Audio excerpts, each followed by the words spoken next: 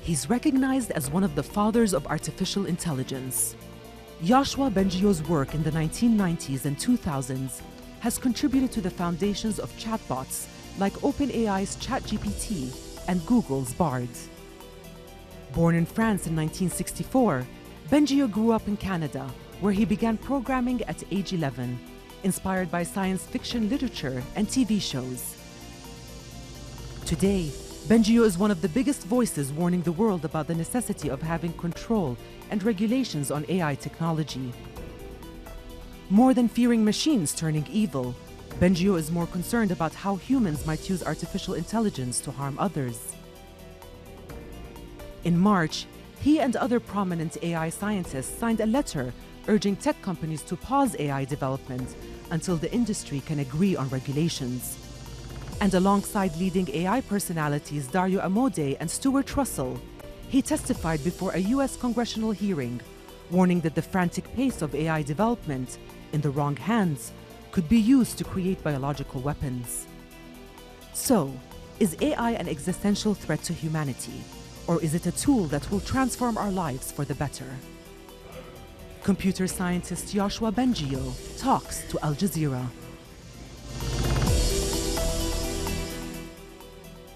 So why does the whole world seem to be talking about AI right now? What's changed? I had been reading about the potential dangers of losing control of AI for the last decade, but I didn't pay too much attention because I thought that it was so far into the future, decades or even centuries, because the systems we've been building in academia are really, really stupid. I discovered the idea of neural networks, in other words, research in artificial intelligence that is inspired by the brain, when I was looking for a subject for my graduate studies in 1985. And it was a passion right away. I thought this was really something I wanted to do. I was excited by the idea that there would be a few simple principles, just like the laws of physics, that could, help us understand intelligence and build intelligent machines. So I was interested in also like how the brain works, as well as AI. And in those days, the idea that intelligence could be understood by a few mathematical principles, if you want, was very marginal.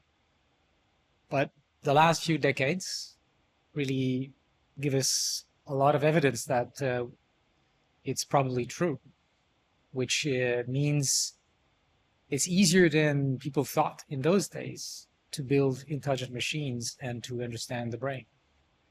And in the last few years, what's happened is because of the billions of dollars that are being put into deep learning by industry, we have collectively discovered that the larger we make those systems, the better they are. So it doesn't stop getting better. And more recently, with generative AI, both of images and texts, we've passed a kind of qualitative threshold. So it's not just like, oh, it gets better. But now it's like as good as us at painting a picture and understanding language to some extent that fools at least most of us most of the time. So that's extraordinary. That in 1950, Alan Turing, maybe you could call the father of computer science, designed this test that was thinking we would have reached human level intelligence if we can build machines that we interact with and we can't say if it's a machine or a human. Actually, we know that the current AI systems are still lacking some things, at least I and many others think so, but we might not be very far from that level of capacity. And the artificial intelligences that are being developed now, what's different about them? If you look at systems like ChatGPT, scientifically speaking, there doesn't seem to be a lot that is really new. It's really the scale at which these systems are built. How much data, trillions of words, a fraction of all the text on the internet. It would take tens of thousands of lifetimes of a human reading to get all that information in. and the corresponding scale of these models with trillions of knobs that can be set. That's huge. It's still smaller than the brain, but these knobs are very precise, much more than your synapses. So yeah, it's scale, it's engineering, something we couldn't do in academia. And the fact that it works so well suggests that there may be just a few elements that, especially related to reasoning, that we're still missing. It's hard to say when we'll figure them out, but it could come quickly, and I don't think society is ready for that. In 2018, you won jointly the Turing Award. What was it for? What were you doing? Deep learning. So the Turing Prize was given to Jeff Hinton, Jan LeCun, and myself because of our contributions to the field of deep learning. We coined the term, and we figured out how to train neural nets that would be able to represent richer things. I worked a lot on language. Jan worked a lot on images. Jeff had some of the early ideas to train many layers of neural nets, and then I eventually found that there was a simpler way using traditional methods with some little tricks. My group also found the method of introducing attention, which has turned out to be essential and really transformed natural language systems like the ones we see today. So would there be ChatGPT without that work? ChatGPT would not exist with the work we've done. And of course, science is the contributions of many, many people. It's engineering, it's scale, but it's also algorithms that did not exist 20 years ago. So in May 2023, you and about 350 other people signed a statement warning about the dangers of AI. Why did you do that?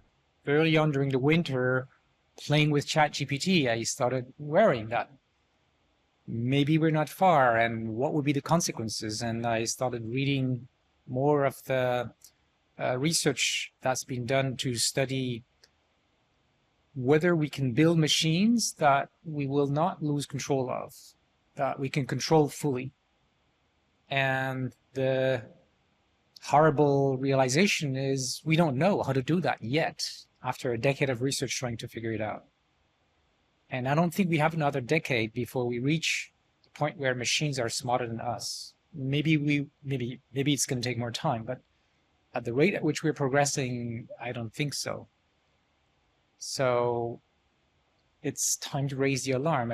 We should have done it before, but it is ChatGPT that made it obvious for everyone, but also for scientists like me, and even for the people who have been in the middle of the construction of these systems, that we are at a point where it's urgent for society to think through and be wise about how we prevent catastrophes, how this is going to be used, for what purpose, how do we make sure it doesn't blow up in our face.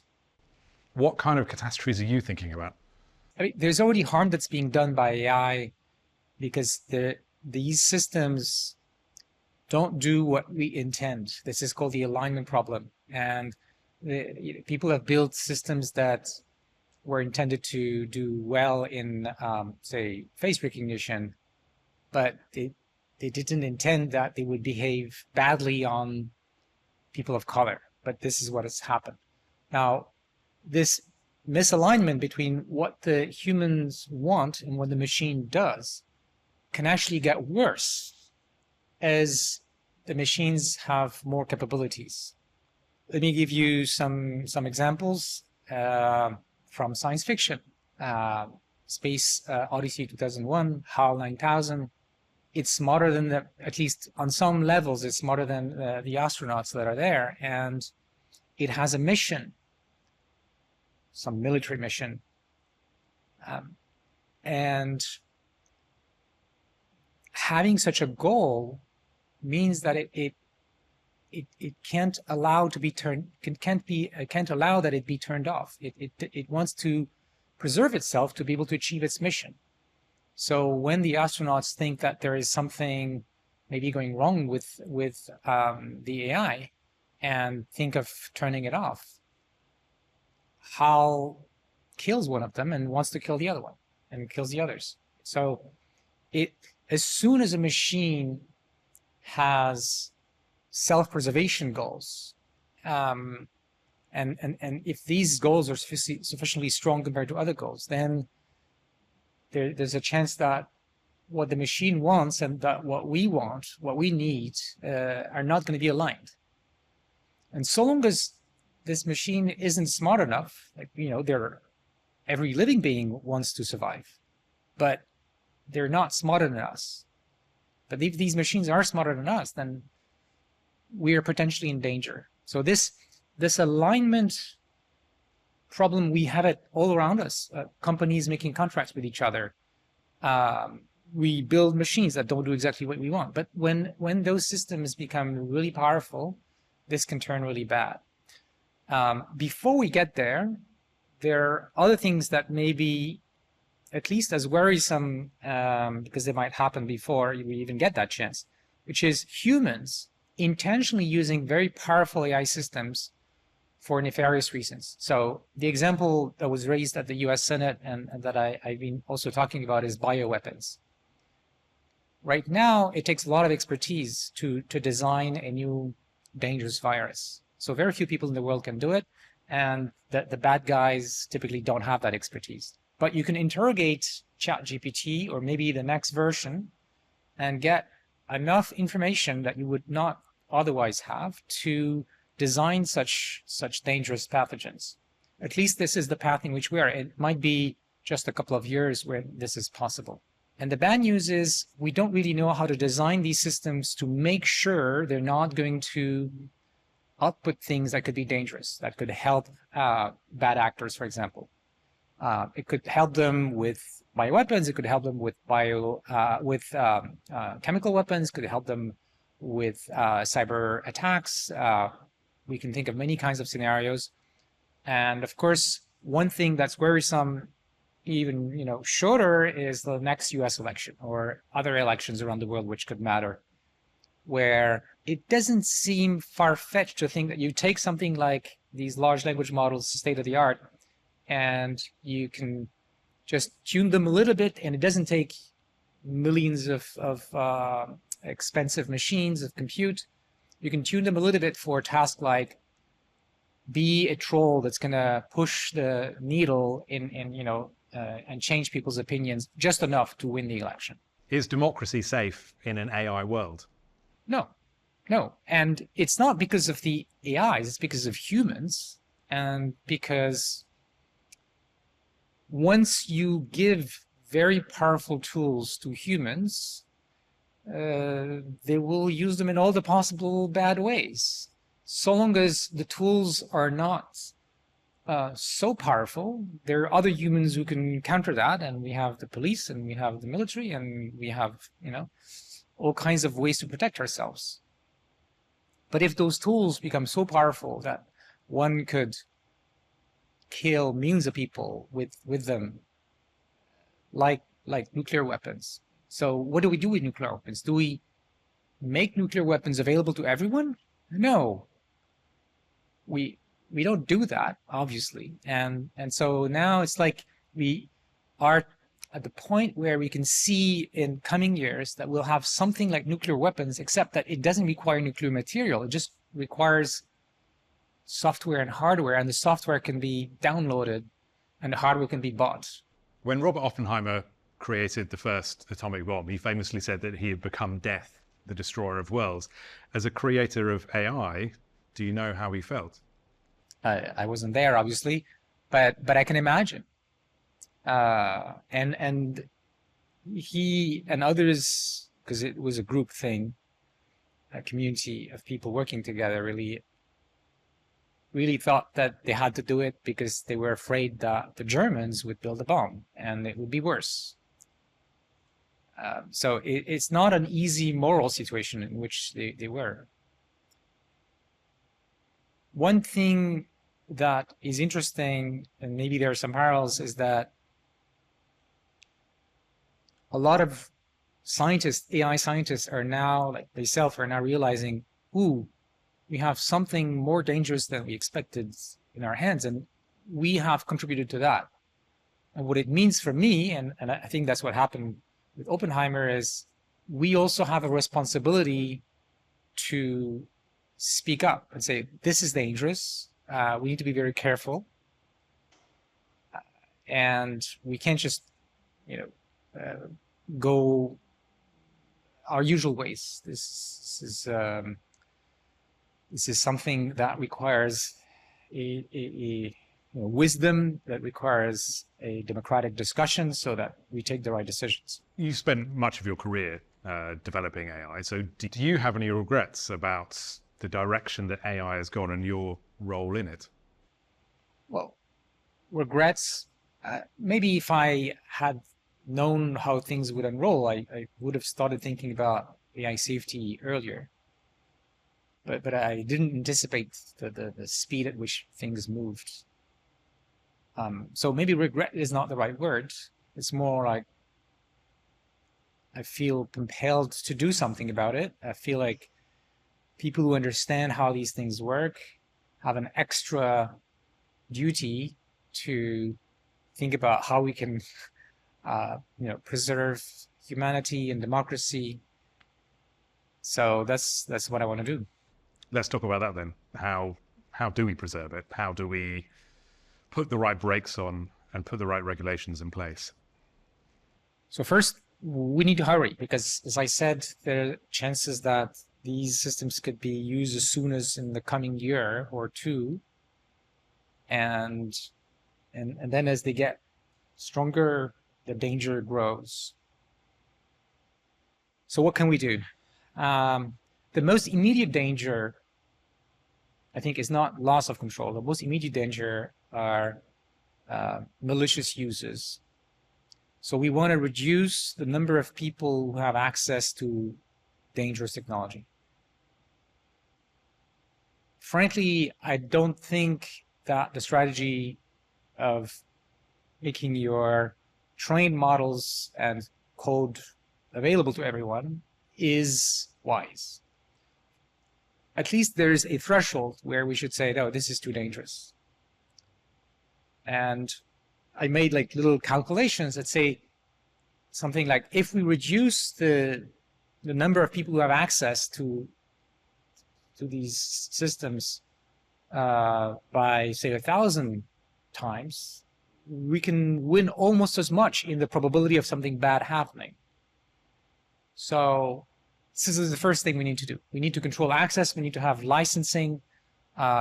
We need that the people who are licensed to operate these systems also have duties of documenting what they're doing and using tests to evaluate the potential harm, as well as what is it they're doing to mitigate those harms and potentially not be allowed to deploy something that could be dangerous. So it's basically don't release the code is the main. Well, that's the first thing, yes. But we also need to license the people and organization that are going to be developing these things. Can the big tech companies that are developing AI be the only ones to be overseeing it, or do we need government input? No, it's clear that it needs government input. I think what's going on right now in the US with the commitment that companies, some companies have taken is a good step, but it's good to the extent that we don't have legislation yet. We need legislation for a number of reasons. We need legislation because it has to apply to every company. We need legislation to clarify where do you put the bar, because right now it's just like some nice words, oh, we'll be careful. But no, we need some concrete benchmarks that say this you can put in open source because open source is a good thing, but this is too dangerous. Or this system could be exploited by terrorists, and so no, this is not acceptable. But this has to be quantified, and it's going to take some effort. Those companies are already building those kinds of tests, so it's not like we're starting from zero.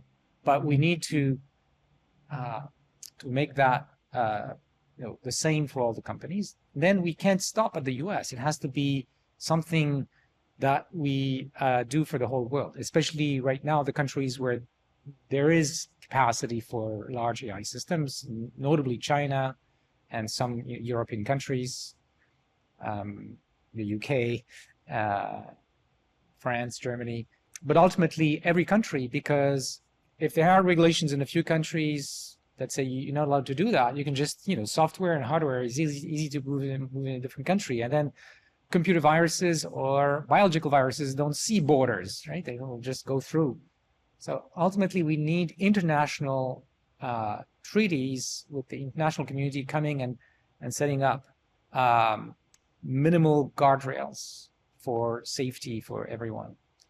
The other thing we need is research, because we don't even know for sure how to build powerful AI systems that are safe, that are not going to become autonomous by themselves, that can't be exploited for nefarious purposes. We don't know how to do that.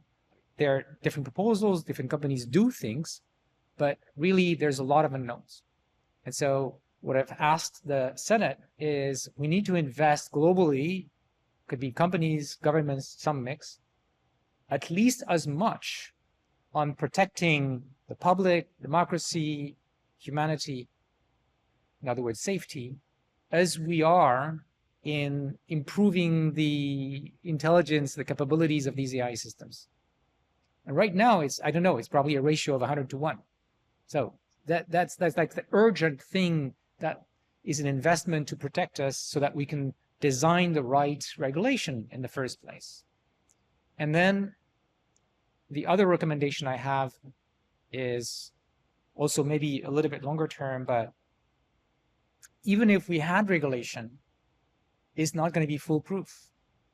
Somewhere, someone is going to do something stupid, maybe intentionally, maybe unintentionally, and we need to prepare for that. What kind of countermeasures should we start doing research on, thinking that there will be dangerous AIs with malicious goals out there in maybe a few years?